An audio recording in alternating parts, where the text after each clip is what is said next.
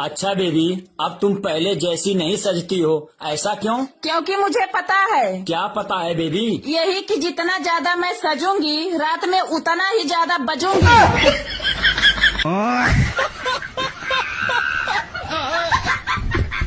लड़कियों के बारे में एक सच्चाई बताओ।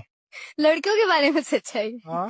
देखो, छिपकली और कॉकरोच से डरने वाली लड़कियां आजकल 7 इंच के कोबरे से भी खेल जाती है।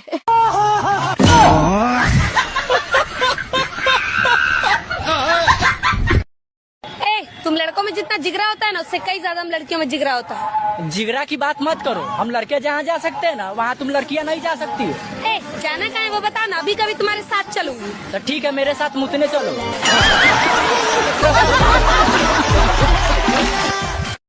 लड़का, एक बात बताओ, जिसका ब्रेकअप हो जाता है वो लड़का लड़की के गम में दारू पीने लगता है, उसको तुम क्या बोलना चाहोगे? बैगन। देखो बेटा, तुम जिसके गम में दारू पी रहे हो ना, वो किसी और को अपना दूध पिला रही होगी।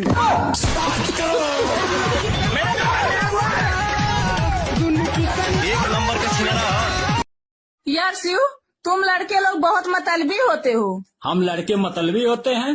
ऐसा क्यों बोल रही हो? क्योंकि 36 साल की कुंवारी लड़की से शादी करना कोई नहीं चाहता है, लेकिन 36 साल की भाभीयों की लेनी सभी चाहते हैं। नाम क्या है? काम क्या है? कभी प्यार हुई है किसी से? हुआ तो नहीं है, लेकिन अब होने लगा। इतना जल्दी किससे प्यार होने लगा? तुमसे। शक्ल देखे हो अपनी? भाई छिनार शकल देखने से फुर्सत मिले तब ना अपना शकल देखेंगे।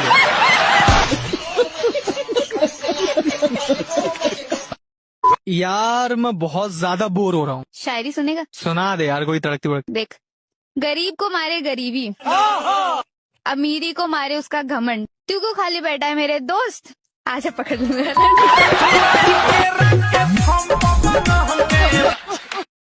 एक्सक्यूज मी, आपका नंबर मिलेगा? हाँ बिल्कुल मिलेगा, नोट करो। हाँ जी बताइए।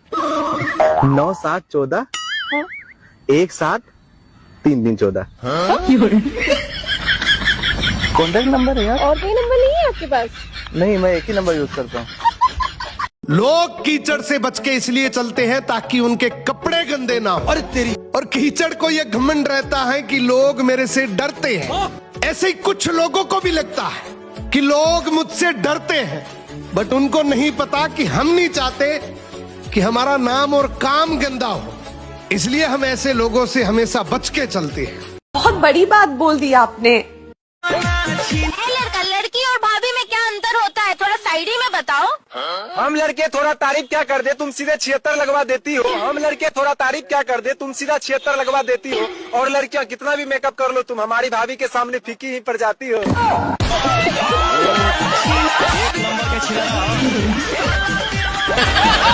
तुम जैसे 5-10 लड़के ना डेली अपने आगे पीछे घुमाती हूँ मैं। ये तुम 5-10 लड़के लेकर घूमती हो, हम डेली 50 लड़की अपने साथ लेकर घूमते हैं, फिर भी किसी में हिम्मत नहीं है जो मुझे रोक दे। ये थोड़ा कम ढिलाई पा दो भैया, ऐसा ऐसा लड़के के साथ 50 लड़की घूमेगी? ये झूठ बोल रहा है ये। तुम विधायक हो कि मंत्री जो 50 लड़कियाँ घूमती है? नहीं जी, हम टेम्पो ड्राइवर। औरत सुहागरात वाली रात को अपने पति को दूध क्यों पिलाती है?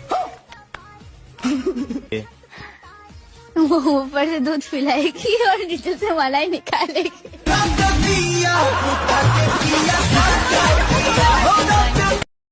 क्या बात है शिव, बड़े टेंशन में लग रहे हो? हाँ, टेंशन में तो रहना पड़ेगा ना, जब अभी तक मेरी शादी नहीं हुई है। यार टेंशन लेने से क्या होगा, चोरी से बचना है तो चाबियों का ख्याल करो, हिलाने से बचना है तो मेरी जैसी भाभीयों से प्यार करो।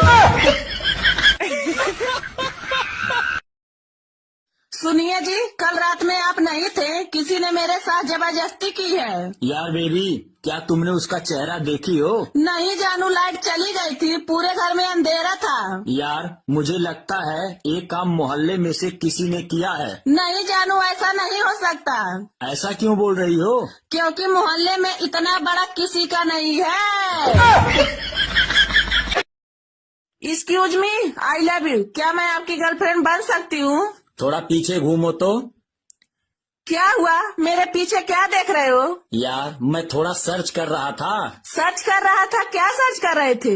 यार मैं यही सर्च कर रहा था कि औरत हो या रोटी, उसको खाने में तभी मजा आता है जब दोनों तरफ से फूली हो।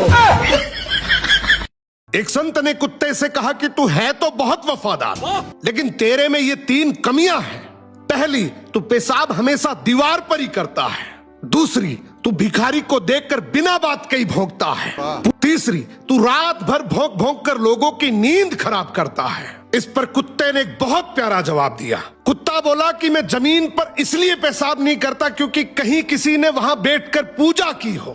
दूसरा, मैं भिखारी पर इसलिए भौंकता हूं कि वो भगवान को छोड़कर इंसानों से क्यों मांगता है। इंसान तो खुद भिखारी है, तो वो भगवान से क्यों नहीं मांगता।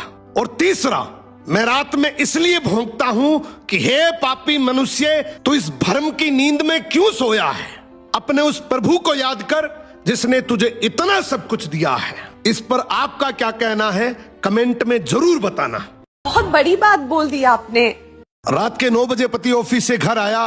पत्नी ने आते ही उससे लड़ना शुरू कर दिया क्योंकि वो उसे पसंद नहीं करती थी। पति बोला मुझे खाना तो दे दो, बहुत भूख लगी है। पत्नी बोली खुद जाकर खा लो, मुझे तो नींद आ रही है। पति चुपचाप सुनता रहा और पत्नी पूरी रात उससे झगड़ती रही। जब सुबह हुई तो पति बोला मुझे नाश्ता तो दे दो। पत्नी गुस्से में बोली मैं तुझसे तंग आ गई हूँ, भगवान करे तुम मर जाए। पति कुछ नहीं बोला और चुपचाप ऑफिस चला गया।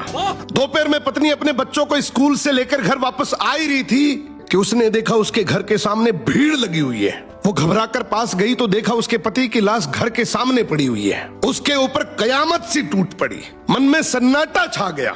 लोग आपस में बात कर रहे थे कि कार से उसका एक्सीडेंट हुआ है। पत्नी जोर जोर से चीखने लगी और चिल्लाने लगी कि संजय उठ जाओ, अब मैं तुमसे कभी नहीं लड़ूंगी, तुम्हें कभी कुछ नहीं कहूंगी, मुझे कुछ नहीं चाहिए। उठो संजू, तुम्हें भूख लगी थी ना, चलो मैं खाना देती हूँ, मुझे छोड़कर मत जाओ, उठ जाओ। लेकिन संजय कैसे उठता, उसे तो उसकी बद्दुआओं ने मार दिया था। संजय के जाने के बाद पत्नी को दुनिया का असली रंग नजर आने लगा। रिश्ते बदलते दिखने लगे। उसके अपने उससे मुंह मोड़ने लगे। लोग उसे गंदी नजरों से देखने लगे। कुछ ही दिनों में उसका घर भी उससे छीन लिया गया। जो हिस्सा उसका बनता था ससुराल वालों ने उसे दे दिया। पति के मरने के बाद पत्नी को एहसास हुआ पति जैसा भी हो, चाहे पसंद का हो या नापसंद का, लेकिन वो औरत के सर का ताज होता है। अगर इस बात से सहमत हो तो कमेंट में यस टाइप करना। भागते हुए घोड़े और उगते हुए सूरज की घर में तस्वीर लगाने से सफलता नहीं मिलती मेरे दोस्त। उसके लिए सूरज से पहले जागना पड़ता है और घोड़ों से तेज भागना पड़ता है। बहुत बड़ी बात बोल दी आपने। बाप की जायदाद में अपना पूरा हक जताने वाले भाइयों, कभी उस बहन का भी हाल पूछ लिया करो जो आज भी मायके की दहरी को अपनी जन्नत समझती है। और तुम अपनी बीवी के लिए लाखों के तोहफे लाते हो, पर वही सगी बहन जब घर आती है तो तुम्हें उसके हाथ में रखे 10 रुपए भी बहुत भारी लगने लगते हैं। पैसा तो हाथ की मैल है, पर बहन का साया सबसे बड़ी दौलत है। अगर बात सच्ची लगी हो तो इस वीडियो को हर भाई तक शेयर जरूर करना। क्या बात? दामाद को ससुराल में 2 बातें क्या सुननी पड़ जाए, वो कसम खा लेता है वहां कदम ना रखने की। और एक बहू है जो रोज ताने सुनती है, दिल टूटता है फिर भी मुस्कुराकर घर संभालती है। दामाद इज्जत चाहता है और बहू इज्जत देकर भी इम्तिहान देती रहती है।